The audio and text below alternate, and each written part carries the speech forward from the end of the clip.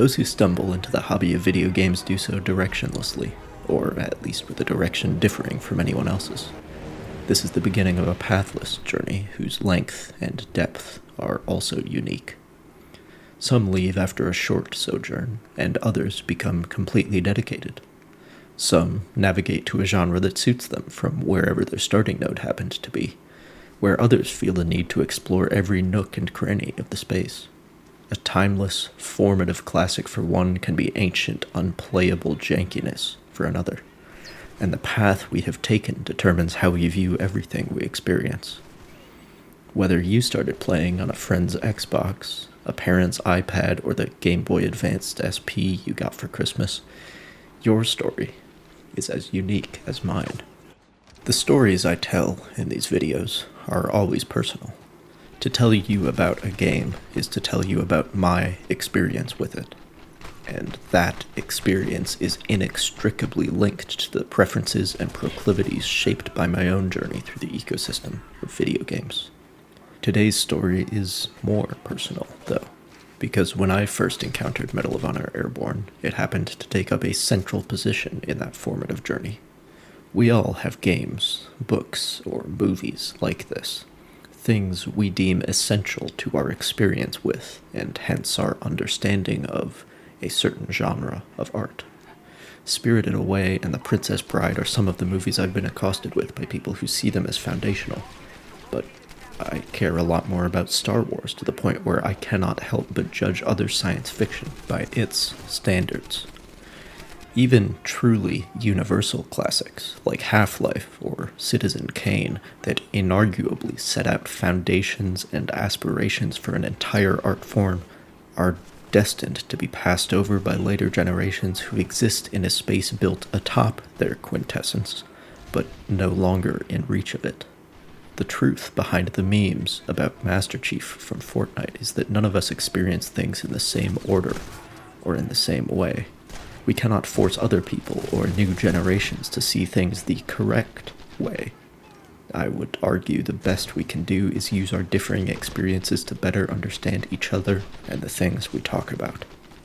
The path you have carved through the nodal network of the video game ecosystem differs from mine, but that just means that when we compare notes, well, there's a reason to compare notes. Diverse perspectives give us a clearer picture of ourselves and the things we engage with. In the fall of 2016, during my first semester of college, my voyage of exploration through the gaming space was expanding and intensifying. Between Five Dudes Backseat Gaming the Sixth's Uncharted 4 experience and matches of Chell or the Battlefield 1 beta, I overheard someone mentioning the quality of a certain lesser-known franchise called Medal of Honor. I went back to my dorm room, booted up Steam, and discovered a pair of games that would become personal classics. It is a curious part of the Medal of Honor series to have latched onto. The last of the old World War II titles that stretch from 1999 to 2007, and the complete contextual and thematic reboot that did a great job setting the stage for a sequel whose expansion out of the tighter, better experience of the first game only created a directionless mediocrity that slammed the door shut on the series it sought to establish.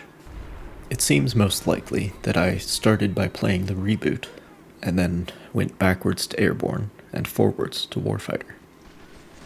Now this is where being young and not knowing the context and classics others take for granted becomes a thing, because Medal of Honor used to be an industry leader.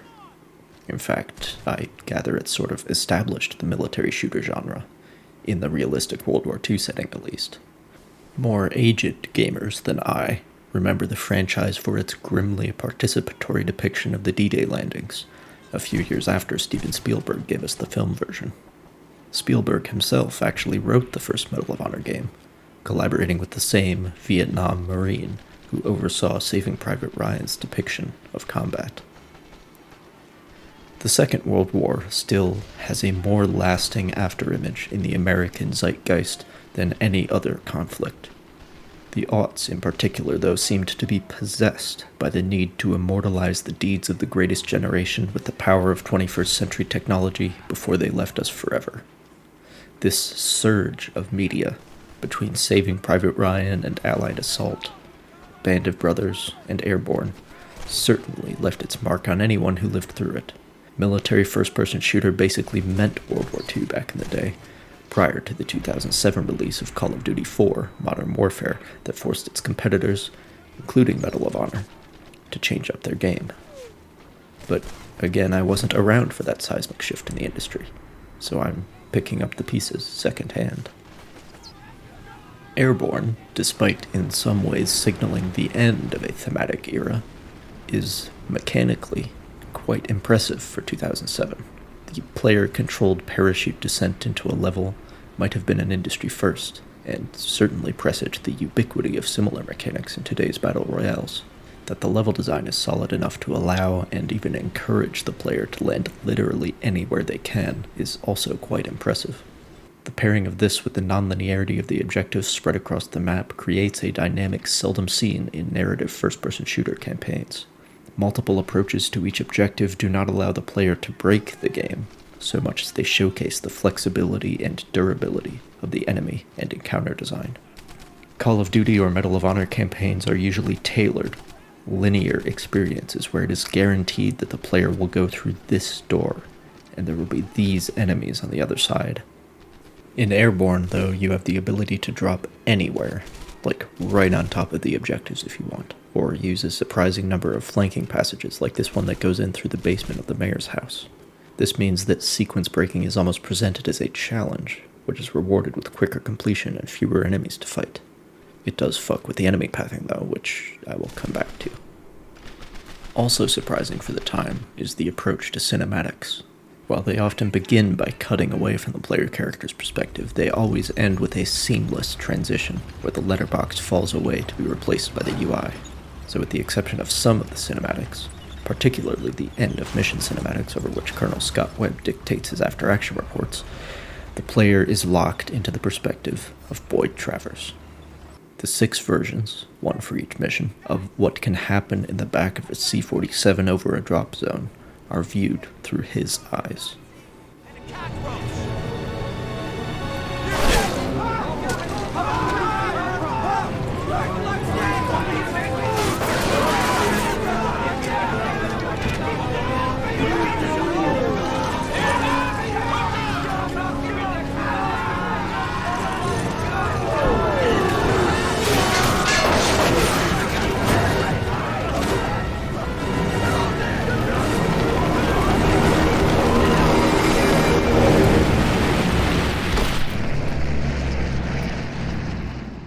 There are certain ordeals, like waiting for your landing craft to drop its ramp on Omaha Beach, or going over the top at the Somme, that are absolute extremes in the spectrum of human experience.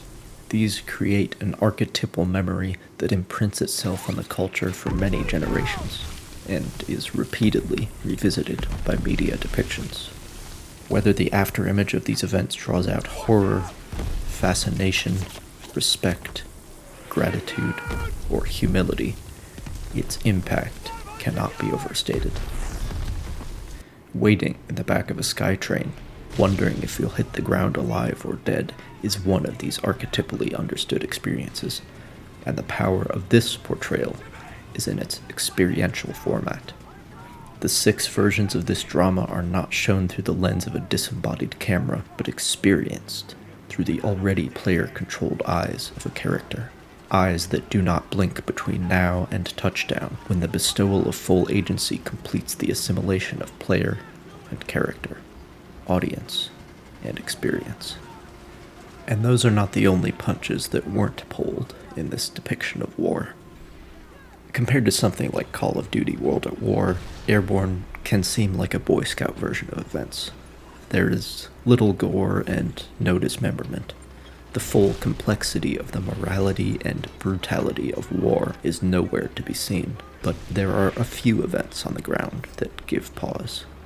For instance, a destroyed tank will emanate the screams of Krauts burning up in their own ammunition and or fuel.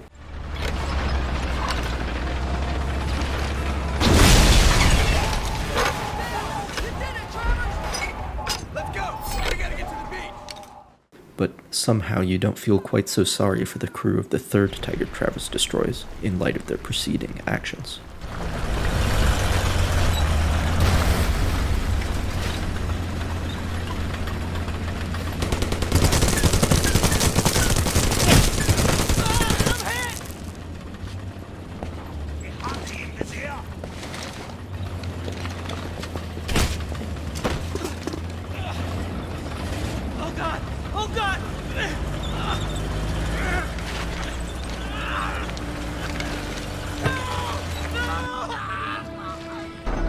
Those sons of bitches! That cutscene, while perhaps a bit overcooked and definitely presented in far too contrived a fashion, is a part of this game's contribution to the archetype of Germans in this conflict as ruthless, nasty, competent killing machines. And while I just touched on the value of cultural understandings of certain elements of history, we must remain wary of tropes perpetuated in media.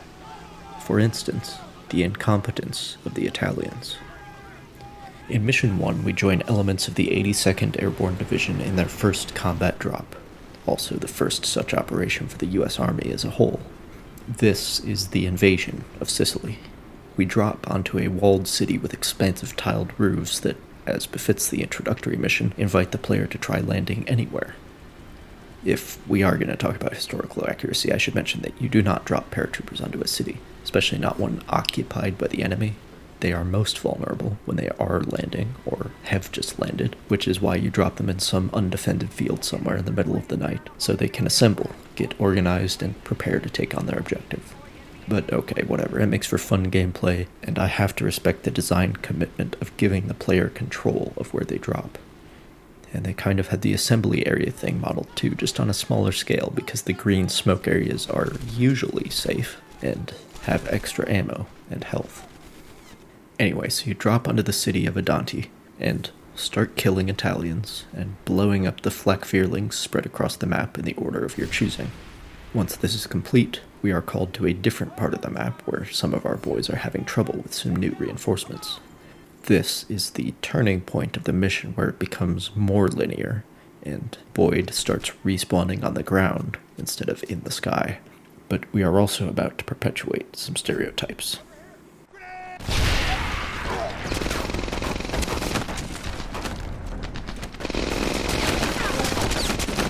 Where's Sergeant Dane? Holding position! Sir!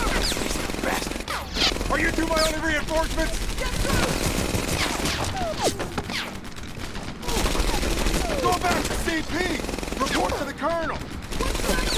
How we've encountered the enemy and lost contact with our sniper team! And get us more reinforcements! What are you waiting for? Go! You, Travis, you fight with us! See those troopers up there? Those are Germans. Unlike the Italians, they know how to fight. Watch yourself. We need to find that sniper team. The MG42 is a formidable weapon indeed, due to its fire rate if nothing else. The Allies tried to solve this morale problem by explaining that it would run out of ammunition quicker, and not be able to keep up suppressive fire for as long as their own slower firing machine guns. In this video game, though, it has infinite ammo. Introducing the Germans behind one of their most archetypally intimidating weapons plays into the trope that Sergeant Setzer so eloquently described. Airborne, like many World War II themed shooters, ranks the combat effectiveness of Axis soldiers by their ideological purity and the Veraboo-ness of their uniform.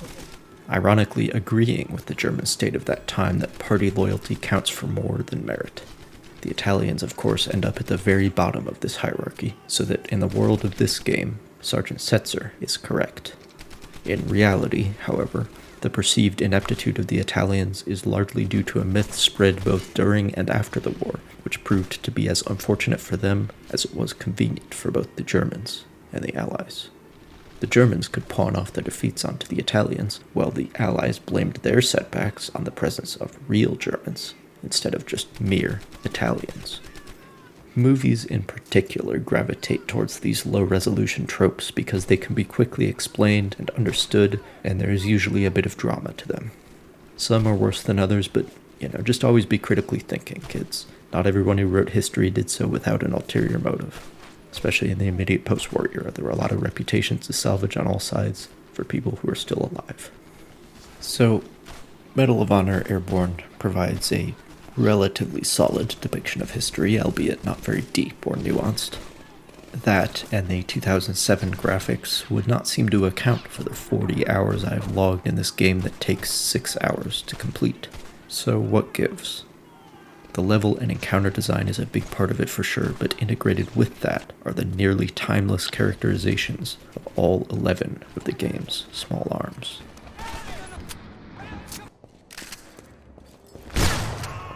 I mentioned before that I first played this game in my first year of college, which was about when my engineering student and my history buff were realizing that they could both agree on an interest in firearms. Along with the other Medal of Honor. Stay tuned. Far Cry 3, Uncharted 4, and many others, this game was a key contributor to that itch, while also providing a way to scratch it. It does get a bit circular in that way, and if I end up being super critical of some technical details here, it is worth remembering that Airborne is one of the reasons why I even care about that stuff. So it's its own fault, really, for giving me that initial appreciation and making me want to know more about this usual cast of World War II weapons. These weapon designs and their upgrades do not stand out in my mind for their flawless technical accuracy, but for how well they convey the unique character of each piece of hardware. The sewing machine controllability of the telescopically buffered MP40 contrasted with the ridiculous fire rate of the Thompson. The peculiarly convenient end-block loading system for the Garand compared to the box magazine modernity of the G43. These details are often too high resolution for the history books, but I think they are what enthrall many of us. Not the names and dates and maneuvers, but the little things. The shell casings and the Zippo lighters, the unique aesthetical or kinesthetical experiences that are lost to time. Such fascination, though, reflects a deeper meaning to be found in the little things.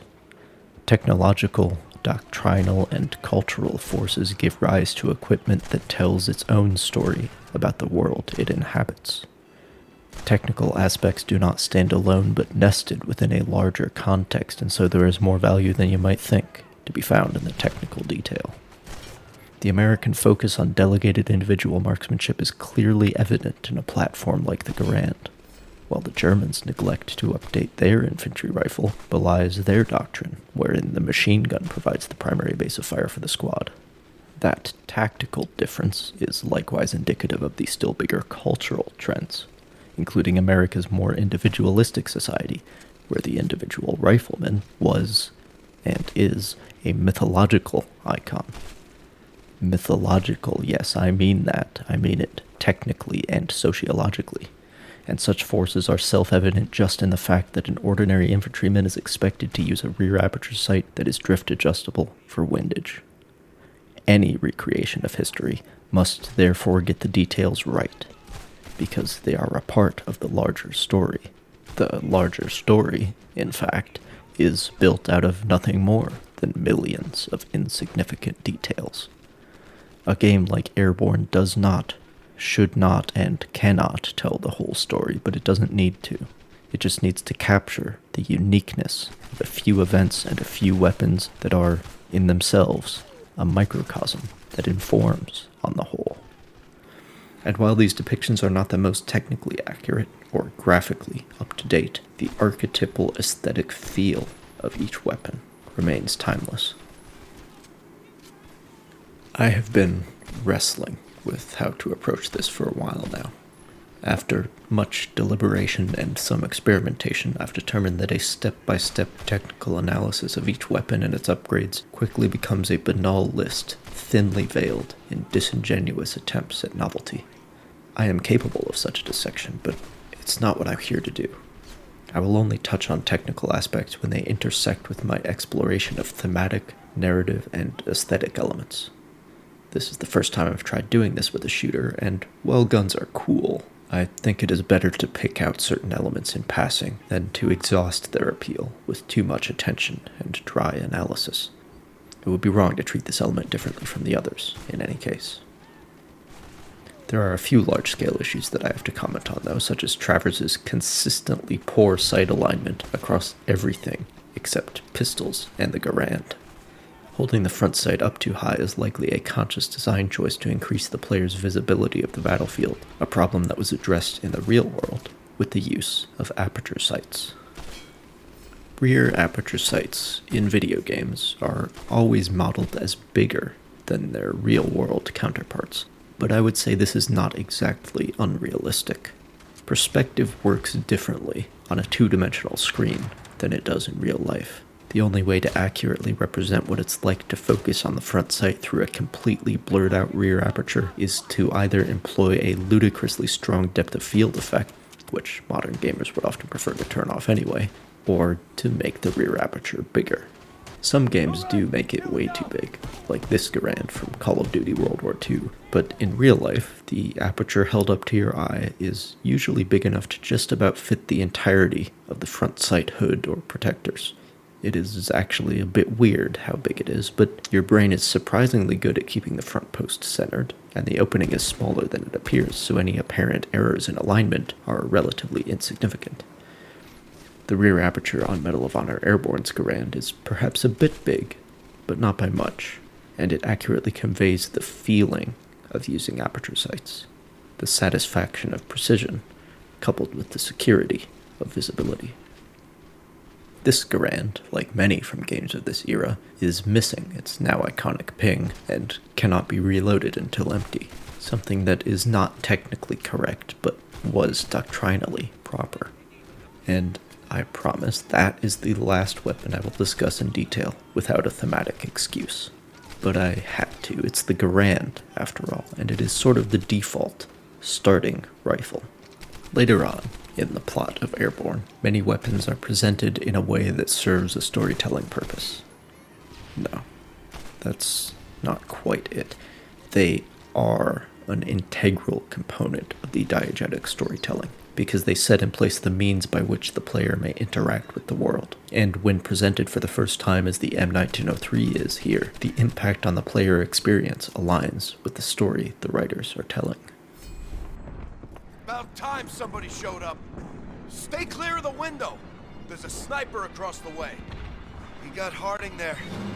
Thinks he got us both. He's been on the radio for reinforcements. You're gonna have to take the shot. Take Harding Springfield. Alle Infanteriedivisionen, kompiert bei Adanti. Damn, Schlag mit he's aller gotten Kraft through. zurück. The Germans are moving in. They're trying to retake the town. Hurry! Use the scope. A significant enemy force remains in the defensive on the outskirts of Adante. S2 is reporting that there may be a regimental-level commander present in those defenses. All units are hereby instructed to engage those defenses with the objective of either killing or capturing that officer. In the second mission, set amidst a mingling of German equipment and Roman ruins, there are a couple shotguns strategically placed at the entrances to these excavations. A tight, confined space that calls for just this sort of weapon. Up on the scaffolding, however, there is some long-range work to remind us to keep some variety in our loadouts. This Winchester Model 1912, in its trench gun guise, may be the best shotgun I have encountered in a video game. It is only thanks to varied and demanding encounter design and the existence of equally powerful alternatives that this weapon does not break this game in half. It is even somewhat effective at range, to the point where you can begin to wonder if the spread is realistically tight. It is not. The spread is the height of a man at 10 yards. Those mid-range enemies are dying because they had the misfortune to be struck by just a few of the 12 pellets that each seem to do an unreasonable amount of damage. The icing on the cake is this sort of hidden mechanic where going ADS increases the speed at which Travers operates the weapon. This is a real thing because having your shoulder to push against is the most efficient and reliable way to pump a shotgun. In gameplay, this manifests as a micro-reward for the micro-investment of taking the time to aim properly. Well, not quite properly. We're still holding that bead up too high. The second, more linear phase of this mission is presented in a more tactically involved way than any other sequence in the game, so I would say it is also the coolest. We have to destroy the close-range anti-air and start some fires so that some P-40s can swoop in and deal with the big AA guns. This was the first conflict where close air support was really possible, so it's always nice to see. Somebody sure went to town on the artistic lighting of these ruins as well.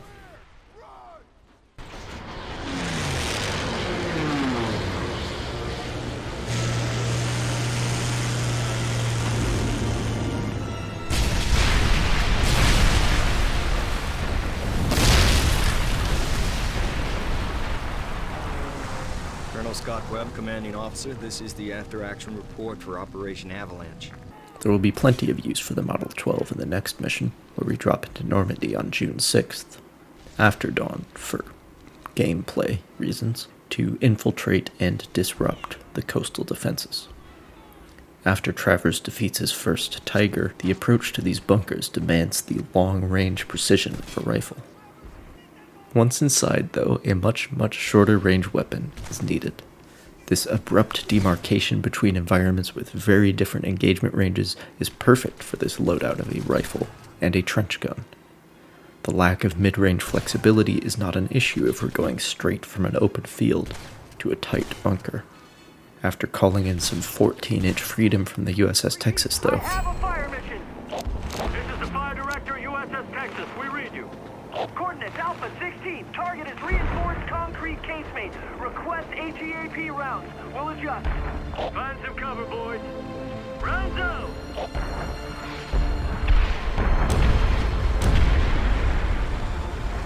Fire mission complete. We end up heading down to a very different area to help out the guys on the beach. This is a more fluid environment that calls for a compromise weapon such as the assault rifle the Germans are using. It is a big space with long sight lines, but it is also interlaced with trenches and full of cover. Threats can emerge unexpectedly at a variety of ranges. A rifle is unwieldy at the closer ranges, and a shotgun, or more historically likely an open-bolt submachine gun, is a bit inadequate at longer ranges. You really just need some sort of intermediate caliber select fire platform with the precision of a rifle and the volume of fire and mobility of a submachine gun. First-person shooters are, to say the least, not exactly realistic in their portrayal of combat, but it is interesting how dynamics in them can still express real historical trends and phenomena like this, even if some of the details don't quite align.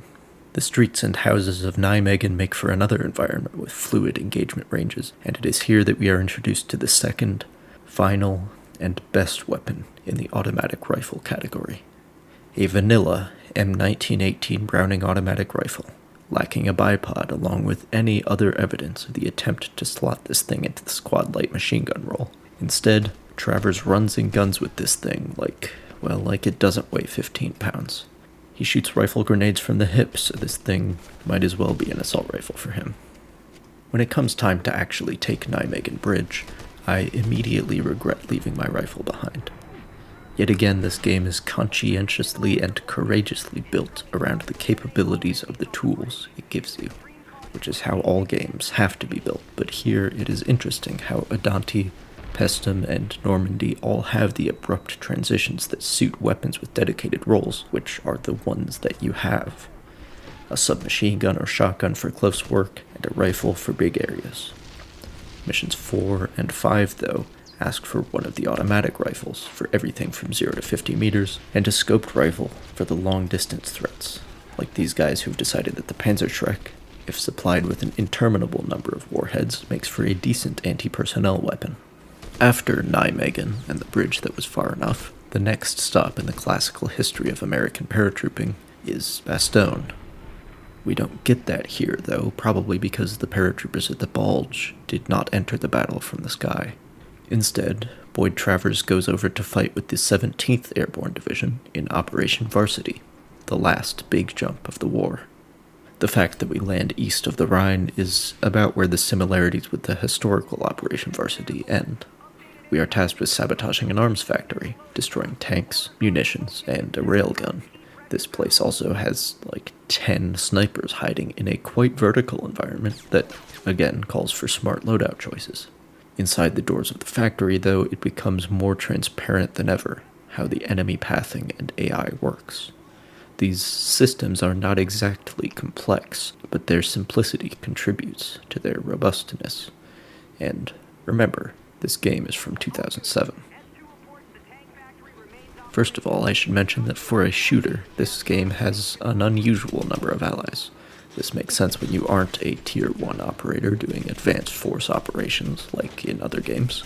In Airborne, you are supposed to be fighting with a division-sized unit. There is never any mention of regiments, battalions, companies, platoons, or squads. You're just fighting with the 17th Airborne generally, which is as peculiar as the seemingly contradictory fact that you never meet anyone higher ranking than Sergeant Setzer. Anyway, division-level scale is somewhat believable when you see how many guys are parachuting in to spread themselves across the map. Travers is the only person who can get things done, of course. If you leave a certain firefight to go do something else, you will return to find your allies and enemies trading fire in the exact same positions you left them in. The player character's position is used as the trigger for most events. The high number of allies means the enemies have something to shoot at other than you, which is nice, but also means you see a lot of your buddies get killed. In addition, you have to make shoot-no-shoot calls pretty often. The only thing identifying friend from foe are these subtle differences in uniforms, and that is the sort of diegetic indication that games could use more of. Now, as you approach an objective, a certain number of enemies will spawn to fight you. If you are able to push forward to the spawn point, this will become very apparent. At the moment one enemy is killed, another red cross will pop up on the minimap until spawns are depleted. So there is a cap to the number of extant Germans in the area as well. After they spawn, most of them really want to run to certain cover positions, which is a nice simple way to handle your AI, but ends up creating some interesting situations if you've already fought your way past the cover they are trying to occupy. I do, however, appreciate the realism of both enemies and allies wanting to be in cover. The game really wants you to be in cover too, with how quickly you can die and the way ADS works, which I somehow haven't mentioned yet. You cannot move while aiming. The movement keys are instead used for a peeking and leaning system, which is, it's actually not clunky. That's not how I would describe it or any of these other combat elements. The systems aren't clunky. They are just very simple and robust and sometimes easy to see through, which I guess means the design is cognizant of its own limitations. Having sabotaged the whole factory, we find an armored train, a Panzerzug, that needs dealing with as well. This is the introduction of a new enemy type whose AI definitely works differently. He is at the pinnacle of that hierarchy of combat effectiveness that places the Italians at the bottom. The MG42 was bad enough when it was just mounted and you could easily snipe the Stahlhelm behind it. A stark black uniform and that all-too-familiar armband proclaim an ideological purity that is shown to be completely invulnerable to 45 ACP. An entire magazine of 20 30-06 Freedom rounds, though, proves potent enough to dispel this tyrannical aura. There will be plenty of these guys in the next and final mission, but before we get there, I need to address a final bit of weapon-based storytelling. In one of the factory buildings here, there is a safe. It is not marked as an objective or anything, but if you blow it open with Comp B, you will find a C96 inside. The way this is framed bestows this new weapon with a feeling of intrinsic value and mirrors real historical experience. At this time, German pistols had a reputation for quality, where the Americans could boast names like Browning and Colt. Luger, Walther, and Mauser gave the Germans at least as much brand recognition around the world. Chinese artisan-produced pistols that could be loosely described as copies of the FN 1900 or other Western pistols were often simultaneously marked Browning and Mauser, or sometimes Wowser, in an attempt to capitalize on the reputation for quality that those names still carried in that part of the world. Americans specifically, though, seem to have had a deep appreciation and admiration for German engineering that extends even to this day under some of the same names. Lugers and P-38s were some of the most coveted loot items sought by American soldiers, no doubt due in part to their portability compared with other weapons. A combination of reputation, exemplification of elegant engineering, and an association with the officers in the enemy ranks gave all German pistols an aura of value to the GIs, and it is no different here in Airborne. The Mauser Construction 96 has to be looted from a safe that could easily be missed. This sidearm is the only alternative to the 1911 in this game, and it is modeled just as accurately. These two pistols are the best and most technically accurate weapon designs in Airborne. Boyd even knows how to aim properly with them. Of course, the C96 is not really an upgrade from the 1911. It fires a less powerful round in a manner that I've heard is unpleasant in real life, and it has a less efficient loading system. In this game, it can't even kill the enemies at this level with one headshot. However, this weapon is the greatest beneficiary of an upgrade system that I've always admired for its elegance and potency. Using a weapon makes it better. Kills, and especially headshots, will fill the upgrade meter 3 times, one for each level of US Army marksmanship qualification, which just makes sense. For the C96, this results in building a Schnellfeuer, one piece at a time, which is pretty cool. First, you get a stock that reduces recoil, and it's like, okay, but why would I need less recoil in a semi-auto? Then you get a 20-round magazine, and again, it doesn't seem very important. The last upgrade, though, is a conversion to full auto, and it all falls into place to make a very nice, infinite ammo pocket submachine gun. Now, of course, a real Schnellfeuer would have a selector lever on the left side, but that's just detail. The design choice that I really have a problem with here is that the C96 can only be used after finding it in Mission 5 or equipping it for Mission 6. It is the only weapon that does this, and I do not understand why I can go back and pwn Italians in Adante with my BAR or my Model 12 trench gun, but not with this fine piece of engineering. Its damage is pitiful despite its accurately ludicrous fire rate, so against the late-game enemies it really struggles a bit. And those are the only enemies you are allowed to use it on. The only weapons that are worth using in Mission 6 are, again, the trench gun for targets within 20 meters, and the BAR. There aren't enough long-range threats to justify a rifle. If you're wondering about the Sturmgewehr, it certainly had a chance of competing as a lighter, faster automatic rifle until they decided to make the last upgrade a non-optional ZF4, which I would appreciate in real life much more than I do here, where it just restricts the field of view for no real gain. It should be regarded as good, though, that such nitpicks are my only issues with this game's balance, if balance is even the right way to look at it.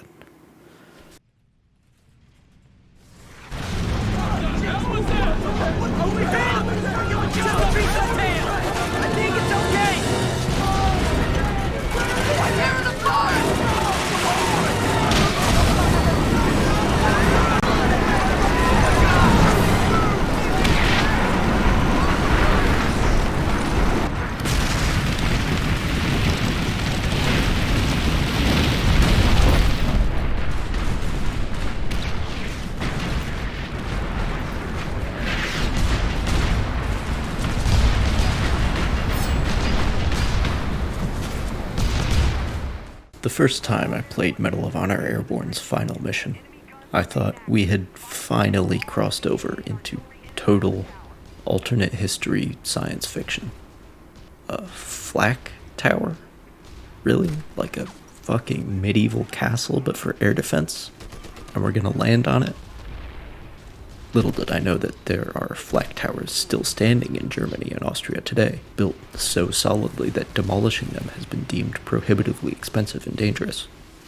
Some have been repurposed as aquariums, museums, hotels, and climbing walls, though it remains a complicated issue in local politics due to the circumstances of the Second World War generally, and the use of slave labor to build the flak towers specifically.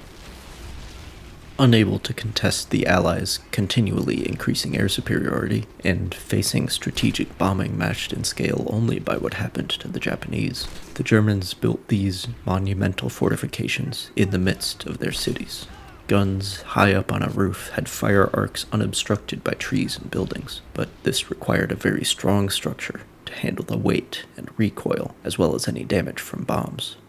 The lower levels often served as an air raid shelter for civilians, but ammunition hoists carried 12.8cm anti-aircraft shells up to the roof to be lobbed at incoming bomber formations when they were at their most vulnerable, in the final stages of lining up on their targets, unable to evade lest they miss. Now that I know all this, Mission 6 strikes me less as sci-fi alternate history fantasy and more as a lovingly modeled homage to a unique and relatively unknown part of the history of strategic bombing. I am unaware of any other media appearance of a flak tower. The thing that is not historically plausible, though, is the idea of dropping paratroopers onto one of these things. There is no worse place to drop paratroopers, and the rest of this game has certainly tried to find one. It is easy to forget that flak, ubiquitous in its metaphorical usage these days, is a word derived from the German military acronym for Fliegerabwehrkanone, aircraft defense cannon. Now, if there is a flak tower, a type of fortification named for its air defense capability, that means the best way to attack it is from the air, right? Well, I guess it makes for interesting gameplay, and it does. This mission contains the most advanced and most vertical level design in Medal of Honor Airborne. It is a showcase of the totality of the developer's ambition. A large map with interior and exterior environments stacked on top of one another, where the player can choose to land on the top, at the bottom, or into one of the sides. To offer this choice requires work to make the level and enemy design solid and flexible enough, as well as courage and humility to give players the tools to test the limits of and potentially break your creation. This is the same courage we have seen in giving the player very powerful weapons and upgrades, as well as in constructing demanding and non-linear levels to contend with that require effective use of those weapons. After disabling the flak fearlings, the big guns, the ammunition hoists, and everything the fuck else, we decide to blow up the place for good measure. Our old friends from Mission 1 that we haven't seen since, Sergeant Setzer and Private Worth, have somehow survived this long. I need more Comp B! Travers, just like old times, huh? Ready, sir. Double check the wires, then triple check them. Yes, sir. Through that sewer is our exit route. As soon as Private Worth is done checking the wires, we're meeting up with the demo unit who's ready to blow this thing. Into the sewers! Come on! Following, we run into Germans that they somehow escaped, including quite a few of those MG-42 guys. Setzer and Worth have cheated death one too many times, though, and we emerge from the sewers to find ourselves alone. Boyd Travers is surrounded by friends and enemies, but they are all dead. Likewise, the city is full of houses and buildings, but they are all rubble. The only thing left to do is push the plunger, but it is left up to the player to decide how long to contemplate the surrounding ruin before cueing the fanfare.